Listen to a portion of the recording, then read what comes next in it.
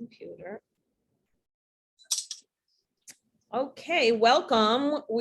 I'm so happy to introduce Meryl Robin Becker, the author of Samantha. So it's a book that some of you have known and loved, and some of you will learn about today.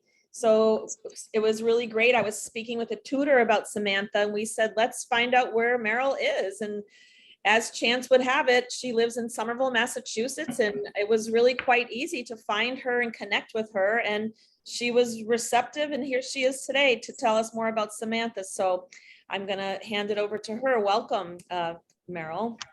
Hey, so first I would like to know who has already used Samantha and who hasn't, so I can kind of, so you've used it.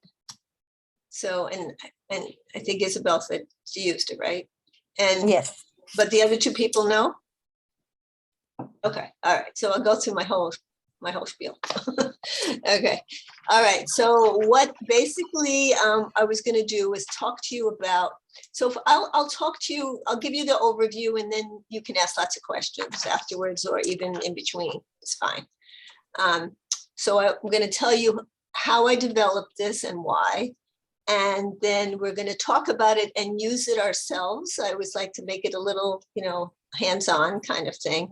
And then if you want, we can talk about conducting discussions, because some people are, uncomfortable with conducting discussions on controversial subjects. Okay.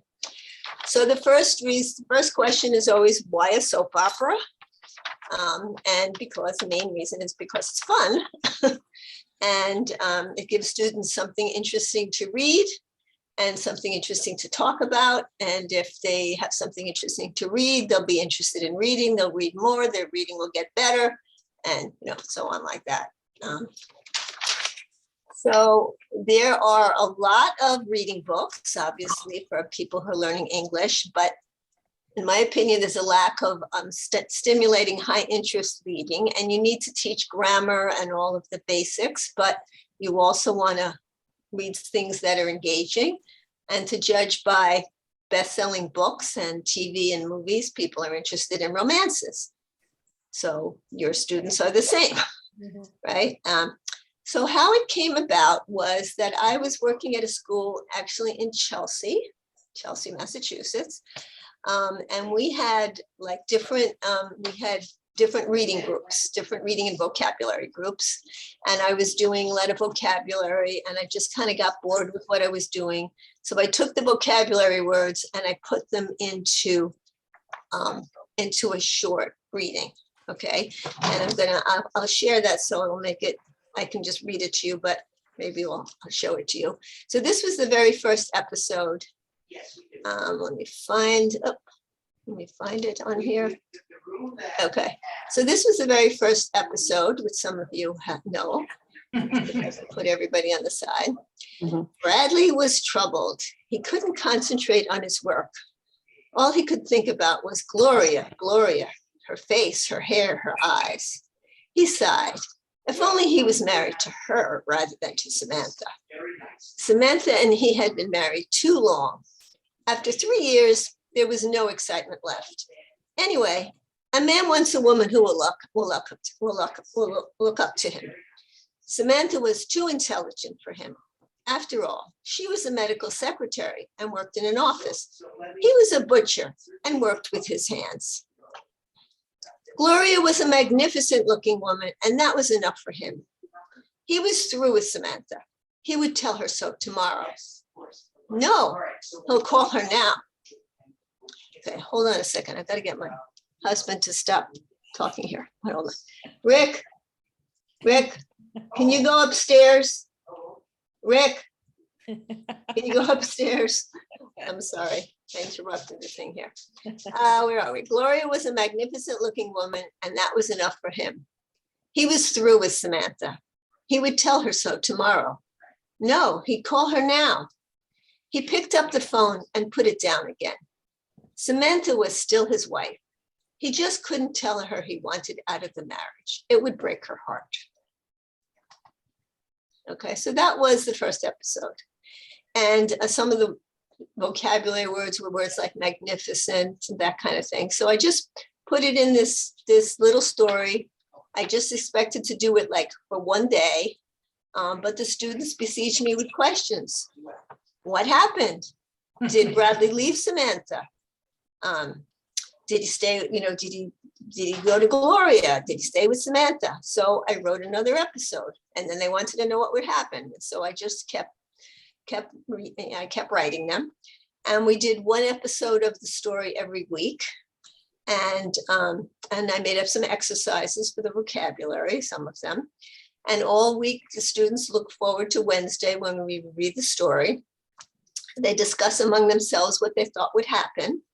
And the other reading groups asked if they could join the Samantha group on that day, because they got wind of what was happening. And people who found English a struggle were actually looking forward to it. People who left the program to go into a training program or something asked for the rest of the story so they would know what was happening. And so I just kept writing them. And then finally I thought, well, this has to end. And so I ended it. And then I used it the following year and added more exercises, kind of improved it. And then people said, oh, you should get this published. So then I applied to publishers, and it was published by University of Michigan Press. And it was sold 10,000 copies there over like maybe 15 years. And then it went out of print, partly because they were going digital and the sales weren't good enough for them to the expense. And then and then I couldn't get it published with another publisher, so I had it published on Amazon the last, 2018. So that's kind of the history of how it started. Okay, so I deliberately put things in the story that were controversial, that would get people talking, okay? So, and these are the kind of social and moral issues that people talk about all the time. So, and the chapter where Bradley leaves Samantha, because he does leave Samantha. The first time I read the story with a group of 10 women who, and it was a chapter where Bradley goes and he takes all their money out of the bank. When they break up, he takes all their money. I had 3 of the 10 women had that happen to them. So, it's things that are pertinent to people. Okay, so you may not have a problem with this, but I always say this at workshops, so I'll still say it. Like, is this educational? Yes, we talked about it's educational. It encourages students to read and makes things enjoyable, and they learn vocabulary words and idioms, and they discuss. But is it moral to talk about a guy who's cheating on his wife? Okay, so my answer to that is always, these things exist in the world, and we don't do away with them by not talking about them, but by dealing with them. And these are adults, they're not children, and they know about these things all the time. So maybe it's an issue for your students, but I usually say it, so I'll say that. Okay, so the other thing I'm going to do is go over a chapter in the book and show you a little bit how it's organized, and then we will we'll read and discuss one of the chapters in one of the episodes. So let me find that on my, okay, let's see. But I was better at this sharing thing, let's see.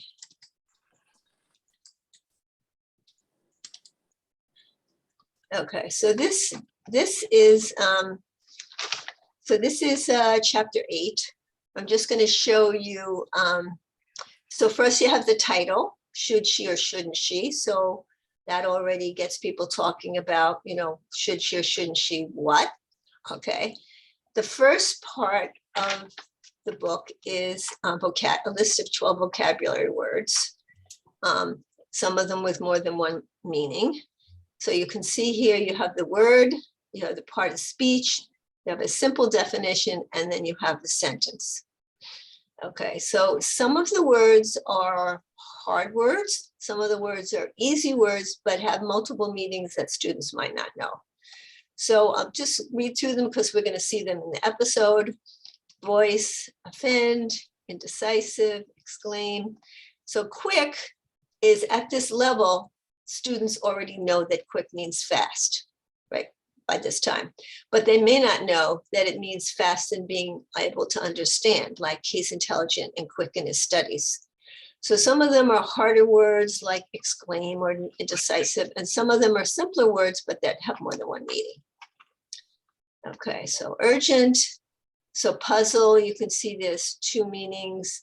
Puzzle, the game that you put together, and puzzle, something difficult to understand. So hardly, grab, abrupt, cry is another one of those that they know that cry means when you're sad, you cry, but they may not know that to cry out. You know, Veronica's in the first place, cried Elvira. Okay.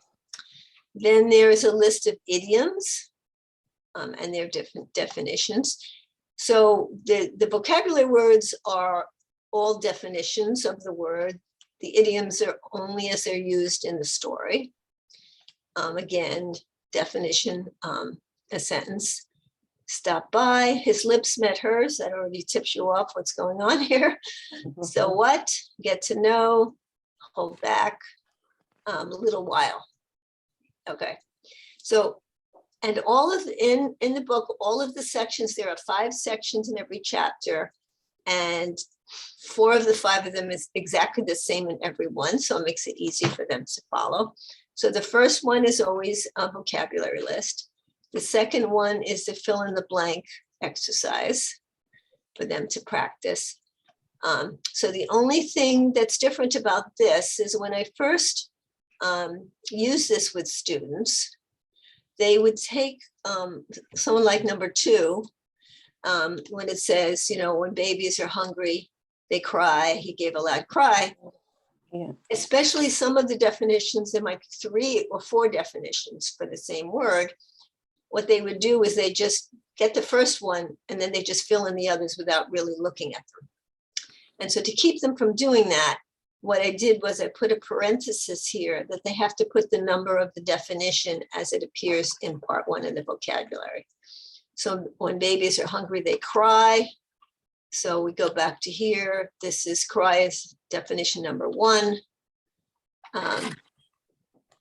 So here they put a 1 and here they put a 2. Same thing with the puzzle. I have a 300-piece puzzle. That was the second definition. So they put a 2 here. I don't understand the way she's acting. It puzzles me. It's number 1.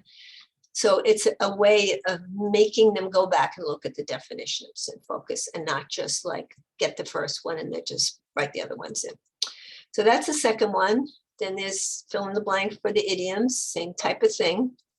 And then this part 3 is the actual story, which is the fun part. And we're going to skip that for a minute. We'll go back to it and spend more time on that. And then part 5 is the only exercise that varies. Sometimes it's fill in the blank, sometimes it's a word search, sometimes it's a crossword puzzle. This particular one, they have to, there's a definition and they have to put the word. And then at the end, the words make a sentence. They put the words that they got here into a sentence and make a sentence. So that's kind of an overview of that. And now let's go back to the story because that's the fun part.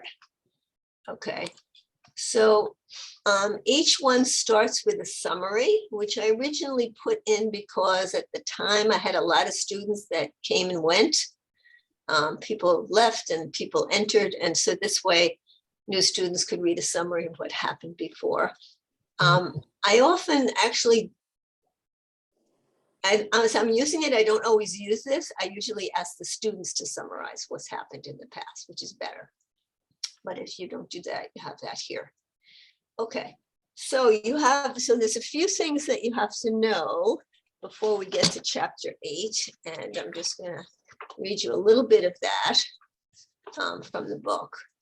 So you know that Bradley left Samantha for Gloria. Okay, And then Samantha is upset and depressed, especially because she took all their money from the bank. So she goes for a walk on the beach because that's what she always does when she's upset. Okay, so when she's walking on the beach, she meets and she's a medical assistant at a hospital. We said that first chapter. And she runs into a doctor from the hospital that she meets, that she knows slightly, named John Paul. Okay, all right, so I'm just going to read you this part. Walking on the beach always made her feel better. Who needs Bradley anyway, she thought. And just then she looked up and saw a familiar face. It was John Paul, the handsome young doctor from the hospital where she worked. Samantha, smiled John Paul, taking her hands. How glad I am to see you. Why, she said before she could catch herself. Ah, he said, looking into her eyes, because it's so sad to walk on the beach alone. Don't you agree? Yes, she said, her heart beating faster. Yes, the beach, she continued, taking her hand and walking with her. We all need a little vacation from our regular lives. No appointments, no problems. Would you like a glass of champagne? He handed her a glass and took a small bottle of champagne from the box under his arm. But, she said, you have 2 glasses. How did you know I knew, he said, holding her hand tighter. Why don't we walk the beach all afternoon together? She thought for a minute and then made a decision. She was an amateur at this kind of thing, but what the heck? I'd love to, she said, smiling. Okay, so that's what's happened, leading up to here. Okay, all right, so we always start with a summary and also start with some questions to talk about before you read the story, which also gets students talking, speculating what happened, thinking about what happened before. Okay, so what I always do with the episode, and you may not do that, those who use it, is I read it to the students first so that they can concentrate on paying attention to it, listening to the meaning, and they're not having to struggle with the text yet themselves. And also it has the advantage of you can try to read it with a little bit of drama, which I tried to do a little bit in chapter 4. And that also gets the meaning across too. So you can read it to them, then afterwards. So what I often do, how I do reading, but I read it to them, and then we read a couple of paragraphs, and then I ask them oral questions about it. There are questions at the end here. You can use those for oral questions. You can have them write the answers to the questions. But depending on the students you have, sometimes reading the whole thing and asking questions is too much. And if you just ask a few paragraphs, so they're not getting lost somewhere in the middle. It's also good to do multiple readings of it, of any difficult reading, if this is something that they, depending on the level, if they find it difficult, is you read it to them, then you could have them, you can read it and they can repeat after you. So what I often do is I'll read it to them. I read a paragraph, read it and have them repeat, and then have them read it. So when they repeat, they're getting the pronunciation. So just different ways you can do it. Okay, so here's the episode. Title, should she, shouldn't she? Could talk about that. Okay, all right. So would somebody else like to read this? Since I'm doing a lot of talking. Can everybody see? Should I make it bigger? Can everybody see this? I can see it. Yeah, okay. Somebody else want to read? I can. Okay, I can. okay, go ahead. I start? Yeah. Episode 8. Should she or shouldn't it? She? I have to leave now, said Samantha abruptly to John Paul as they stood on the beach together. She knew Bradley had seen them kissing. Okay, so I forgot to tell you this part. Forgot to tell you this part.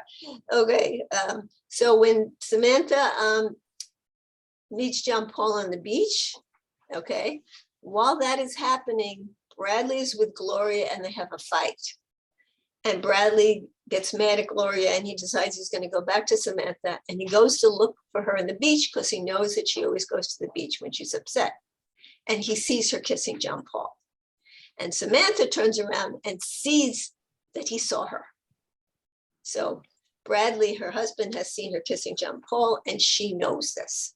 Okay, and so that's what's happening there. Okay, sorry. Go ahead. Yeah. Why asked John Paul, putting his arms around her? We're having such a nice time. As he bent down to kiss her again, she pushed him away and said, I want to go now. What's so urgent? Asked John Paul in a puzzled voice. You were fine just a minute ago. I'll see you sometime at the hospital, she said. She started to walk quickly away, but they grabbed her hand. What happened? He asked. Did I do something to offend you? No, she replied, turning away from him. I just shouldn't be here. Then let's go, he said, walking with her. Come home with me. Come home with you, exclaimed Samantha, staring at him. I hardly know you. You could get to know me better, he said, bringing her closer. I shouldn't, said Samantha, as he put his arm around her. I couldn't, she said, as his lips met hers. I'm a married woman, cried Samantha desperately, pulling away. So what? Answered John Paul. Your husband is doing the same thing. Come to my house with me. Anyway, we won't do anything. We'll just talk. Well, said Samantha indecisively, I could stop by for just a minute. Okay, said John Paul, pulling her along. Let's go. But Samantha held back. I do have a lot of things to do at home. Maybe another time. Come on, said John Paul softly, as he looked into her eyes, just for a little while. Well, said Samantha. Okay. All right. So you can see all the different things you can talk about here, right? And we're going to talk about a few of them. So the questions here, the first few questions, it's got a little out of whack here. Okay, are just comprehension questions. Why does Samantha want to leave? How do you think she's feeling? Why is John Paul puzzled? They're more just the details of what's going on, just to make sure that the student understands what's happening. But the interesting ones are the last, these last 4 questions. And these are the ones that I thought that we would discuss. So do you believe John Paul when he says that he and Samantha would just talk at his house? Why not?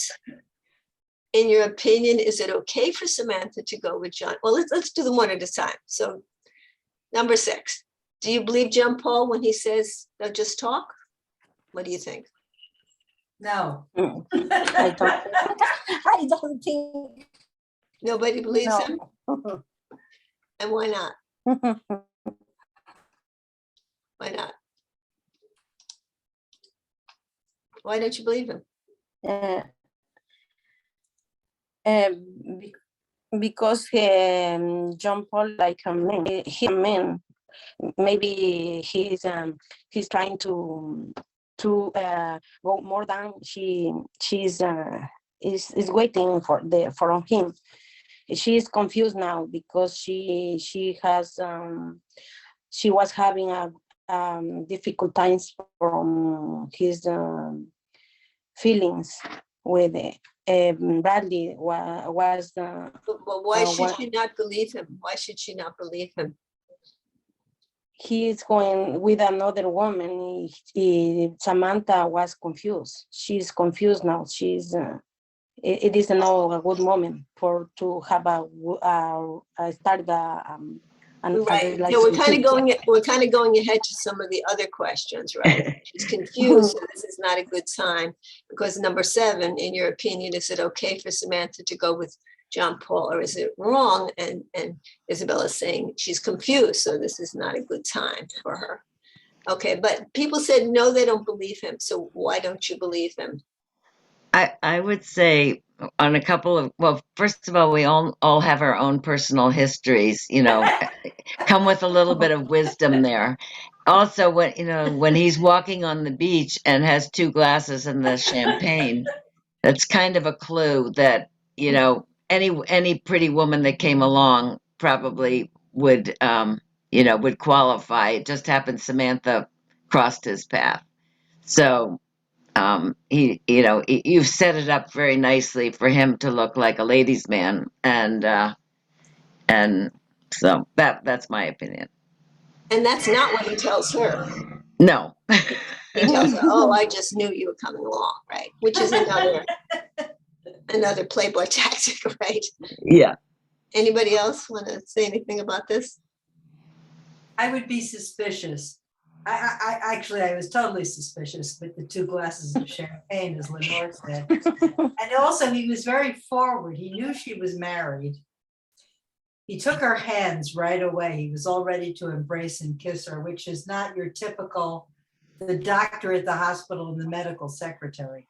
Or maybe it is. Right. And the other thing that's interesting about this, I've had students who have said, but he's a doctor, you can trust him. Oh. That's a whole discussion into itself, right? Okay. All right. Anything else on that one, on number 6? So is it okay, number 7, is it okay for her to go with him? Or is it wrong, or is it safe? Is it a bad idea? So Isabel already said she's confused, not a good idea. Yeah, this is a bad idea. What do other people It's a think? bad idea. What do other people think? I know when Isabel and I were discussing these questions when we read this chapter, Oh, we yeah. thought she should be respectful of her own indecision and not go. Her own confusion. Uh-huh.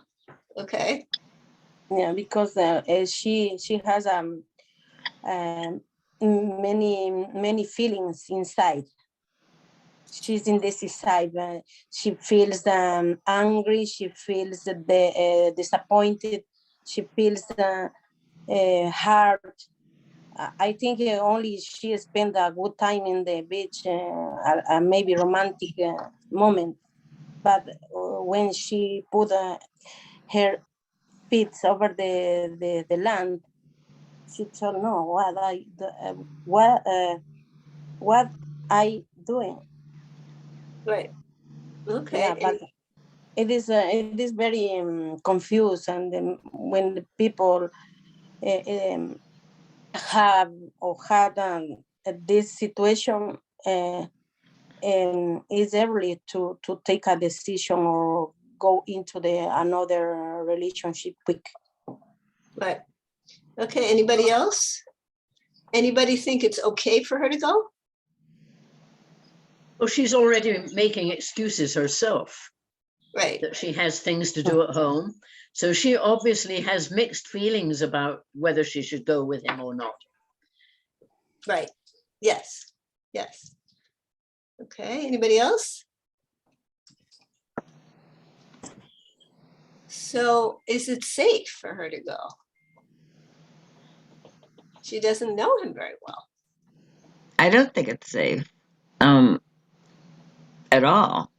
I mean, to go to home with a stranger, on a first meeting is probably not the best idea. And then it's not like she's a teenager, with no experience. I mean, she's married, presumably she's had other relationships in the past, and it seems that maybe she thinks she's strong enough. I mean, some people might feel like they're strong enough to resist or to set the limits, but as Isabel said, she was feeling vulnerable and confused, and that I give her a lot of credit that she would walk away from that situation in the sense, except I think seeing Bradley kind of added an extra level of Caution. caution. Yeah. Mhm. She's vulnerable now. Right, She's because she knows her vulnerable. husband knows what she's doing. Right. And that was one element she had above him, which was that she knew he was cheating on her. And she probably didn't want to put the shoe on the other foot, so to speak. Mhm. Yeah, she's vulnerable now. Okay. Anybody else? Well, I think she's also very vulnerable because she's so conflicted. So that, I mean, her judgment would be very, very foggy, I think, and she might end up being convinced to do things that in hindsight, she would really regret. So I think it's not very safe. Mhm. I think that the doctor is very manipulative. Yeah. Yeah. Therefore, she might not be safe. Right. Yeah. Okay, so is he pushing her too much? Definitely. Yeah. Yeah. The Maybe usual amount. Mhm. Maybe John Paul has another intentions with her. I think so. Yeah, Right, because he says, exactly. we're just going to talk. Yeah, right. You believe him that they're just going to talk and he's not going to try something else. No. He's looking for something else more. Okay. Now, if there were men reading this and commenting, because you've worked with men, what do you think? What do they say to this question in your class? It's been a long time, so I don't totally remember, but I think that some of them are where is men the way men are too, is my memory of it. But the last question is, in your opinion, does she go or does she not? And this is an interesting question because I put this in so that people see there's two different things going on. There's your opinion and there's Samantha's opinion, and they're not always the same. And I think that's really good for students to separate out that what you read is not always something you might agree with, and that the character's opinion and your opinion not necessarily the same. So most people, almost everybody here thinks she shouldn't go, but the way it's presented, do you think she goes? That's a different question. So what do you think? You think she goes or she doesn't go? Because she's saying, I could stop by for just a minute. He says, let's go. No, I have things to go home. And She doesn't go. Well, so what do you think? Does she go or she doesn't go? She doesn't go. You don't think she goes? No. Okay. I think, in my opinion, I think she doesn't know. She does not. Yeah, she needed to wait a little bit moment more because she doesn't know him enough for starting another relation. So you think that she'll realize that she's confused and she shouldn't go? Exactly, but it's not good idea to take the quick decision. Okay. Anybody think she goes? Well, I think, the question is the way you leave it in the story, when she says, well, ... you really don't know. I mean, she might feel like, well, I'm just going to show Bradley that, I can sort of do what he's doing. And here's this handsome doctor who's taken an interest in her. And I can see how she could say, well, I'm strong enough to resist his charms or not, depending on, you know, what the situation turns out to be. I don't know. I feel like you left it in a place where I can't decide what way Samantha's going to go, which is what makes it so compelling to read the next episode. Right. I mean, I did that on purpose. I did that Right. on purpose, you know. So And then people- there's the fact that you drank that glass of champagne. So that will Good. soften her up. The champagne made the effect of Right. Yeah. Right. And it was interesting because when I first was developing it, I read it with two different classes, and one class thought that she went and the other class said she didn't go. Ah, So it could go. And another issue comes up, which I think I should have made an extra question for, but is that they work together. yeah. Right. And that he is her superior. You know, he's Yeah. a doctor, she's a medical assistant. And, you know, if she goes out with him and it doesn't go well, they have to work in the same place. And is the fact that he's a sort of like a higher class than her affect this? Is it not appropriate? You know, Right. I is mean, that- in these days of sexual harassment talk, you know, that Keeping changes porno. yeah. that's why I put in, is he pushing her too much? You know? Yeah. Yeah. Yeah. So Are you a big fan of romance novels? I mean, how did you come to choosing this kind of a story? I don't know, you know, people always ask me, are you a big fan of soap operas? And I'm not. I've watched a few here and there over the years. I like romantic novels, but soap operas I hardly ever watch. I don't know how I exactly came up with it. I don't really know the answer.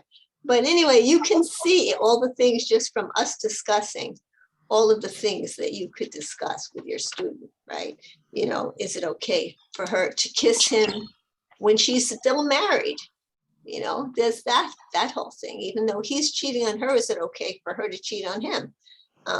You know, how does she feel that her husband, we haven't even talked about those things, right? How does she feel that her husband saw her, you know? And so I never give the answer. And the people who have read the story before know that the next chapter goes in a different direction. And as you read the book, you never find out in the book if she goes home with him or not. Well, you wonder, You wonder, but wonder. don't know. Mhm. And something happens if she did. Well, that's not from him. That's not from him. That's from her husband, right? Yeah, but you don't know when she first. You don't know. You You don't know. So I deliberately put that in there because I think there's so many that you never find out if they go or not. It's just up to you to think about it. And I think I put that in because there's so many things in life that you don't know. You know, you read about somebody in the news is accused of something. You don't know if they did it or not. You know, you hear both sides, you don't know. So there's a lot of things like that in life you just don't know. And so there's no place that you ever really find out, you know, if he goes or not. So anyway, so let's see. Let me tell you some other things about the book. So if you have the book, it's really, and I don't know how you work it if you give the students the books, but it's really important for the students not to read ahead. Let's see, I guess we'll stop this. So it's really important for the students not to read ahead, because if they read ahead, then they know what happens and there's no suspense and there's nothing to talk about. So when the book was first published by University of Michigan Press, and you might have one of those old copies there, they actually closed off the chapters. So the students would have to, you know, like when you have a book and the chapters are sealed and you have to open them. Sealed, each chapter was sealed. So for them to open it, they'd have to open it. So it was a little harder. But when I got it, a mistake. sorry? I thought that was a mistake. Yeah, me No, too. Me No, too. it's not a mistake. It's not a mistake. It was deliberately put in there so that the students couldn't, or it couldn't, but it would be harder for them to read ahead. That is funny. So Yeah. that's why I thought it was great. But Yeah. when I got it published again with University of Michigan Press, I couldn't do that.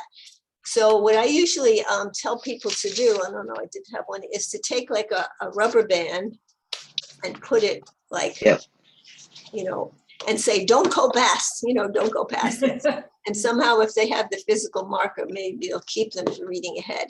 I mean, students that I've had, when I give them a big pep talk about not reading ahead, they usually respect that and don't do that because they see it's kind of ruin the experience of it. So the rubber band is a little bit of a barrier, but so let's see, so there's 20 chapters. Every 5 chapters, there's a summary chapter that that has an essay on some kind of a theme that's happened in the previous 5 chapters. So like after the first 5 chapters, there's an essay about soap operas. And then there's a review, and in the essay, there's not a vocabulary list. The students have to get the meaning from the context, okay, which is also a good skill for reading. And there's also a review of all the vocabulary words that happened in the previous 5 chapters.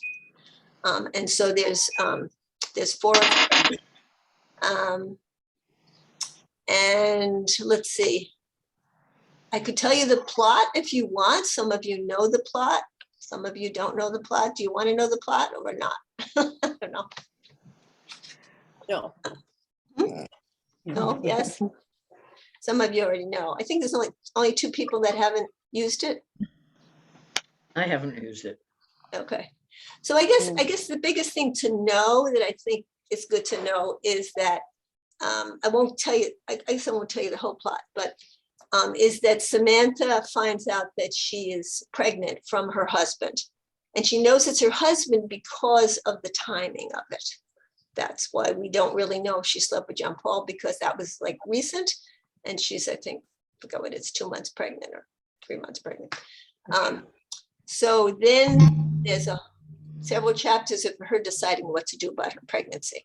So I just want people to know, because especially in this days of what's going on in the news, you should know that she discusses whether to put the child up for adoption, have an abortion, go back to her husband, and there's a lot of discussion of that. So I'll just tell you that, just so you know. But to me, the more controversial the topic, better. It doesn't matter. I once gave a presentation, actually it was as a group of students at UMass Boston. And one of the students who was Latino said, well, most of the Latinos that I know are against abortion. So this is not good that you have this in this book. And I said, if they're against abortion, fine. It doesn't matter. This is not trying to convince anybody to do anything. It's just to get to discuss. So if somebody's against abortion and they want to discuss that, so they discuss that. It's not saying one thing or the other thing is right. Right. That's why you want to be very kind of neutral when you're discussing, so that you're allowing the students to say whatever they want. That was really a very good chapter, because it really elicited a very rich conversation. Wouldn't you agree, Isabel, when we talked about to abort, to put up for adoption? Exactly. We talk about this in my opinion. It depends the situation. Samantha's situation now was a little complicated, because in a short time she passed for many things, difficult times. But at the end, she decided to have the baby. But it's very difficult to take a decision when we have a difficult time. Right. Okay. I So identified with this book and the soap opera, because I grew up my children alone alone. It is too difficult to grow up one child in this situation. Okay. And, that is exactly why I decided to end the book that way. That she decides to, first of all, there's a theme to the book of Samantha becoming more and more independent as time goes on. In the beginning, she's really attached to her husband. Then she goes to this thing with John Paul, which does not go well. And she becomes more independent. And that's part of her decision, is that she is going to have the child and raise it herself. This independent decision. So that's one reason I did it that way. The second is because I had a lot of students who were single mothers, and I wanted to support that. And the third reason was I was a single mother at the time, and so that was, all the reasons. And the last essay in the book is about single parenting. Like I said, there's an essay after every 5 chapters, and the last one is about single parenting.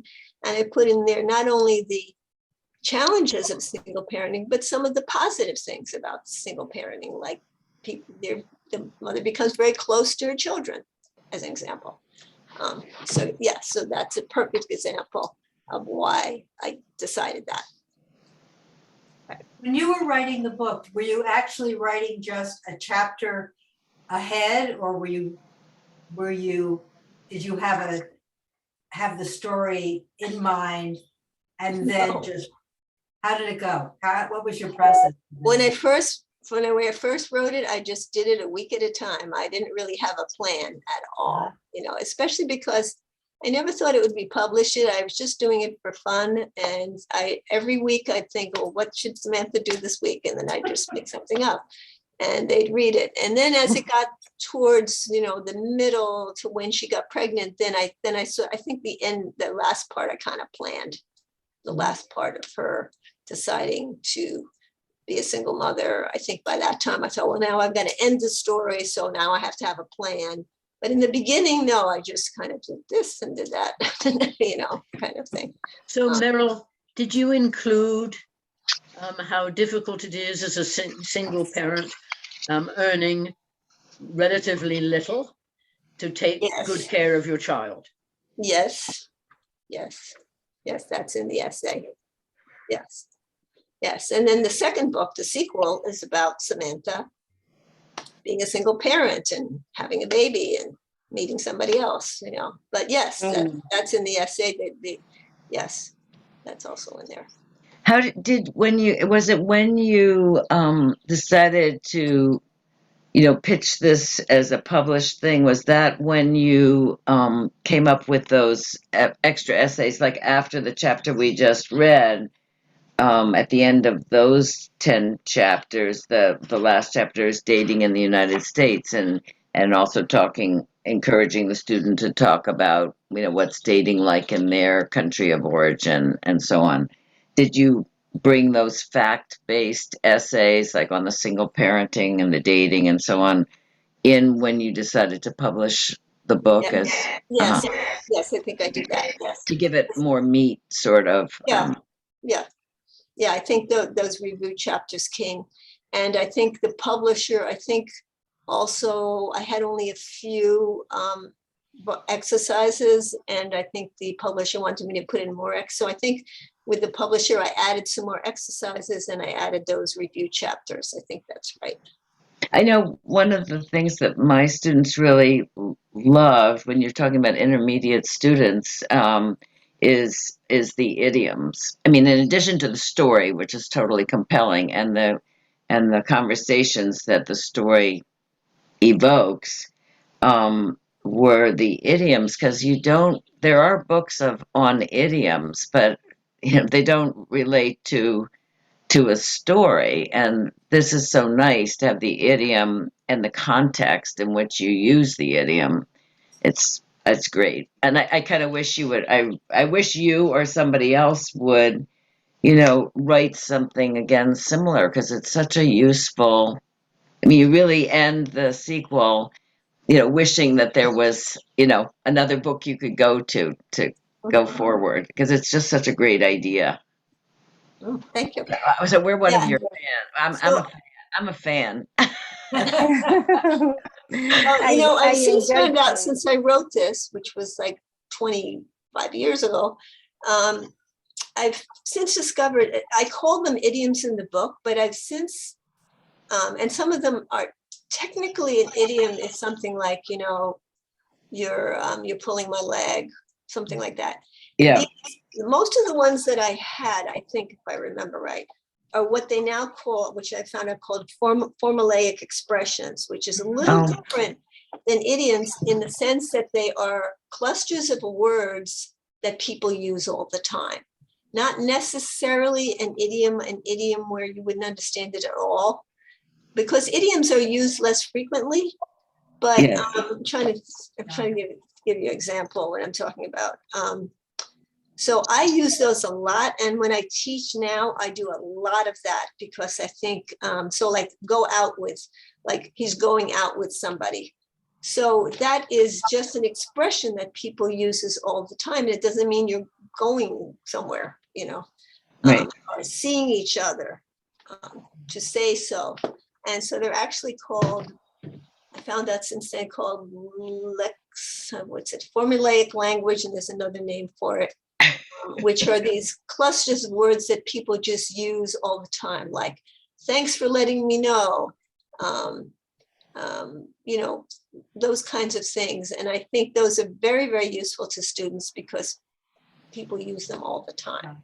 Right. Yeah. I love this book because it's very useful.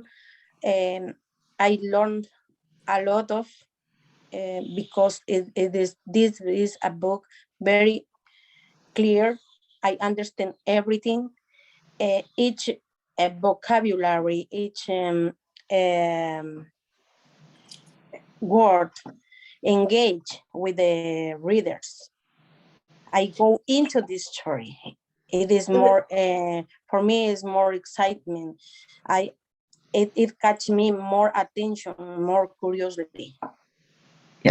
So how did the people that have used it, how did you use, like, how often do you meet? Do you meet once a week or more than that? Or Well, how often do you? we meet once a week. I meet with Isabel once a Yeah. week. So that would take you a really Actually- long time to get through it. So how did you, I mean, I know how I've used it, but I've used it more with classes. So like, for example, we tend to do the vocabulary words, one class, part 1, and part 2 they get for homework. And then the second class, we read the story, discuss the story, they part 5 for homework. Like, how did you do that? Isabel, do you want to explain? I will say this. I almost always read the episode first. Yes. And I think, You- I'm glad you said you did it too, because I think that's very helpful to listen and then to have the learner do it, the second time or even the third time. Yeah, I love I love that because in each episode, Leslie teach me everything. She explained me when some part of their paragraph or each chapter I don't understand. She corrected me in the pronunciation and explained me and the grammar too. But When did I you wrote, do a chapter a week, or did you spread it out, or how did you do it? it depends how long was the meeting, but we spent a long time in each chapter because she was explaining part for each part to me. She was teaching me when sometimes I was wrong. We share ideas. We have different opinions. But other people did, but did you read it all in like one class and then give them the exercises for homework? Yeah. Yeah, Or is yeah. that- She checked me. I made all homeworks. She each week she checked me the homework. We check together. She is pending to me about my work. Okay, so basically you read the story one time and then all the exercises for homework and then went over Yeah. it. And the other person that used it, did you do it that way too?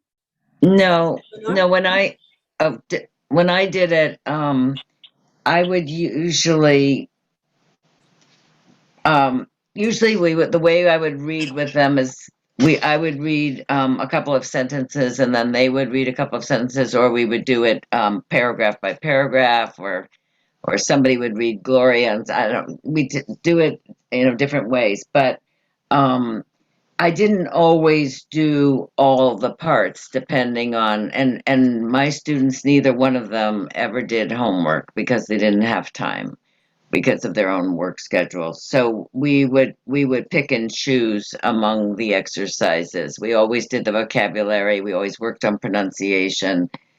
We always discussed the story, but we couldn't wait till the next week to read the next episode. And I would read the episode ahead myself, but not but the person, I had the book. I mean, the person didn't have I brought the book with me, so they did not have a book of their own to look at. And read ahead. So we just met in person. Those were in the in-person days. I haven't used it since I've been working on Zoom. I'm looking forward to doing it with the student I have now, but I think it would be, well, she would have to have her own copy of the book, and now we have extra copies, so I would be able to do it with her that way. And maybe I would do some homework with this particular student. I wondered too, Yeah. if a good writing activity could be to write a next episode. Yeah. Maybe that could be fun to, even if Isabel and Leslie do it and you and Maritza do it, or I don't know who you work with, is it Rosie or? Yeah, Yeah, and just share your episodes even, like. that what would did be you write? that would be Yes. It'd be In fun. our case, Leslie and myself, she tell me you read first. After that, she was correcting me. We made together the sentence, complete the blanks. It is a good idea, work together, Mhm. because we have many opportunities to learn the same vocabulary, the same words. She was correcting me all the time. It is good for myself. nice. I am very happy. I am very happy. She had different ways to teach me. I love that. And so, and the discussion, did you have any trouble? I mean, because I have some things I talk about, like how to conduct discussions, because some people worry about conducting the discussions and talking about controversial topics. That was okay for you? That wasn't a problem? No, because we all we have different opinions. It is the good, because we learn more, because when we have a controversy, or we have an analyze, we analyze together. It's better. It's good. Great. Meryl, I have a question, Meryl. I have a student who is a non-reader adult, and she speaks English, but needs a lot of work on her English. And I wondered if you've ever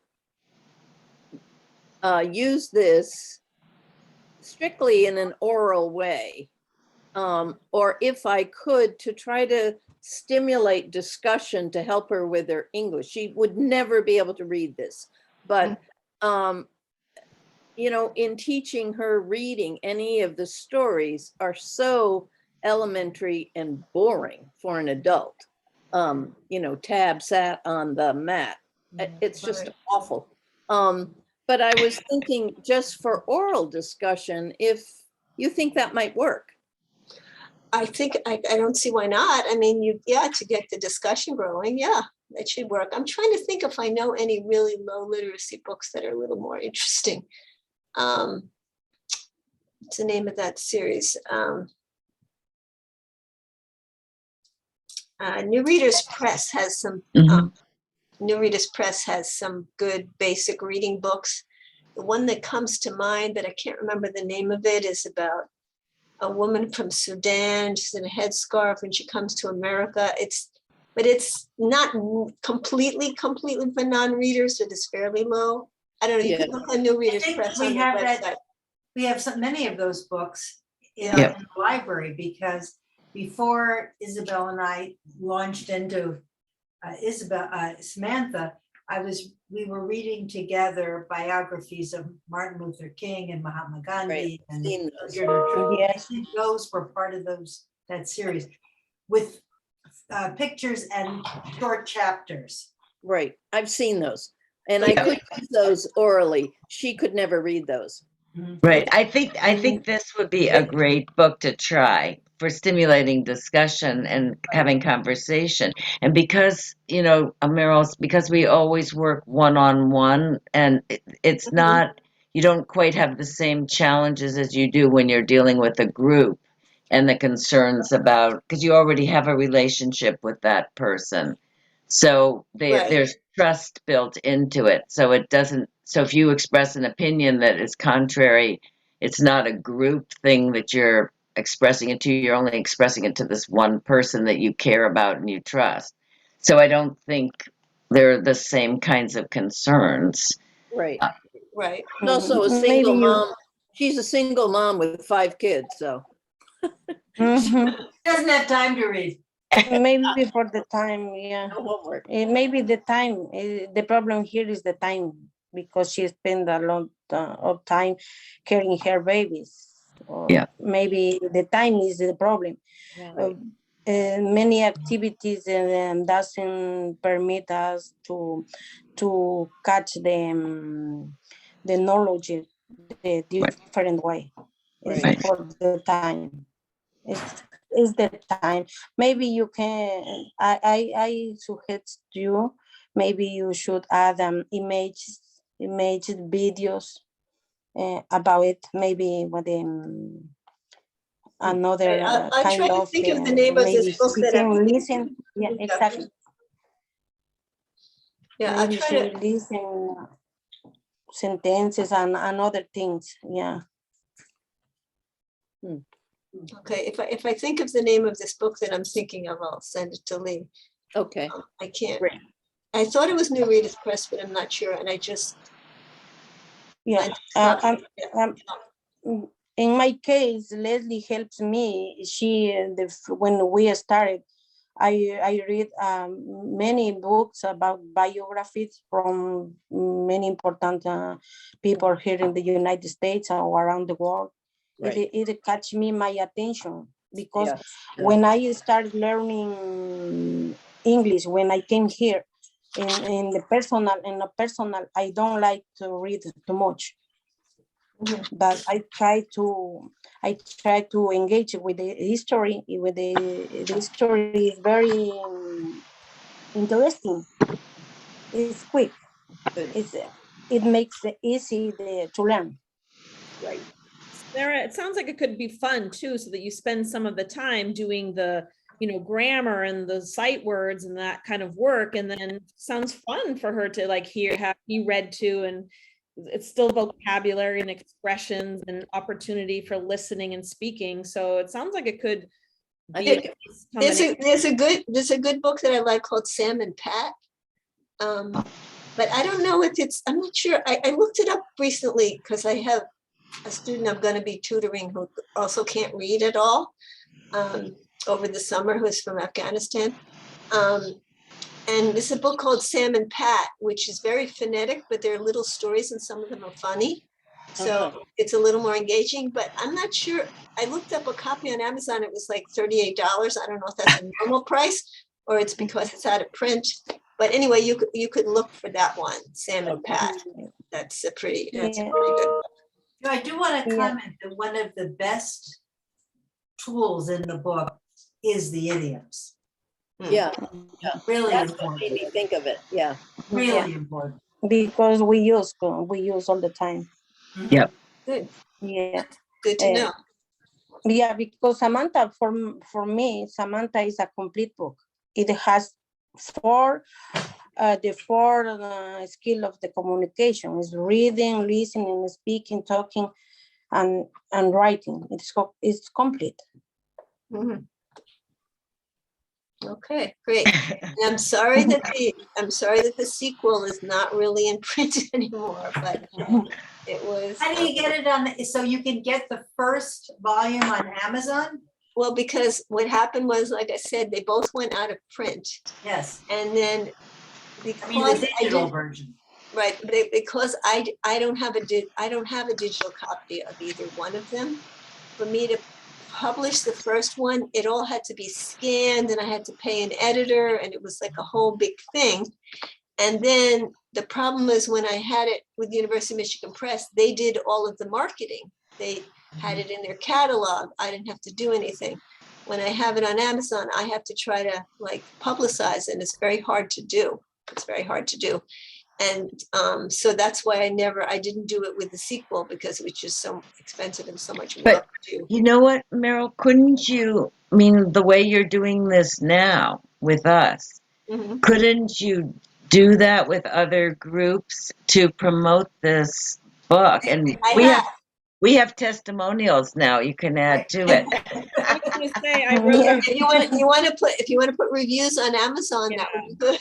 I was Oh, that's a good idea. It'd be great, yeah. But I have been doing that. I've been going to conferences. I've been doing, a lot of conferences where I go in and do presentations, especially actually under the pandemic, I was able to do Zoom conferences. I did a Zoom conference in Texas and one in Alaska and all that kind of stuff. So that's helped some. But anyway, I'm just trying to explain, that's why I never did it with the sequel, because Right. this book isn't selling that well, because a lot of people don't know about it, and it was expensive for me too, because I didn't have an electronic copy of it, because it was such a long time ago. It was a whole process too. So you can't really get it. Like, I know you have a couple of copies, then you just have to make copies of them. Yeah. Because Yeah. you can't. Well, we have the author's permission, so that helps. Yes, no, it's fine. I'm not as interested in making money off of it as I am that people should use it, because I put a lot of work into it, and I want people to use it. So it's fine with me. I wonder if Plus, I know everybody makes copies. I know these programs don't have a lot of money. Everybody always makes copies. Meryl, I'm a former librarian, and Uh-huh. including a reference librarian and children's. And it seems to me that maybe you could get somebody like Library Journal or the School Journal involved in promoting it. A library journal is a publication. Yes, it is. It's a major publication from, it's usually about new books and has very interesting articles on top of that. But I'm sure that this is something that they would be interested in promoting. Oh, okay. I'll try that, because I've tried some different places to get it out there, and some of it has worked. Like, I have an ad on Amazon, and that's actually worked the best. So yeah, any suggestions? Yeah, would be great. I mean, I've donated a couple of copies to libraries, and it's in some of the library systems, but Literacy is such a hot topic, and also very grant worthy. So if you like to write grants, or you have a friend who's interested, I think you will find there is so much money available if you can tap into it. Do you mean to publish the sequel Yeah, again? to get the money to I get see it what ready you're for saying. publication and to Oh, market it. I see. If you're interested, we can help you think about that too. I have a colleague who works in our office who's writing grants, if that would be, to help you look at Right. that. I mean, I could see writing a grant to publish the second book, you mean? Yeah. Yeah. Yeah. In terms of getting it out there, it's hard to do that, because most schools buy books from catalogs that I already know, like the Reader's Press, so I've done conferences, I've sent emails to schools, that kind of thing. Mhm. But it's, I other think, ideas.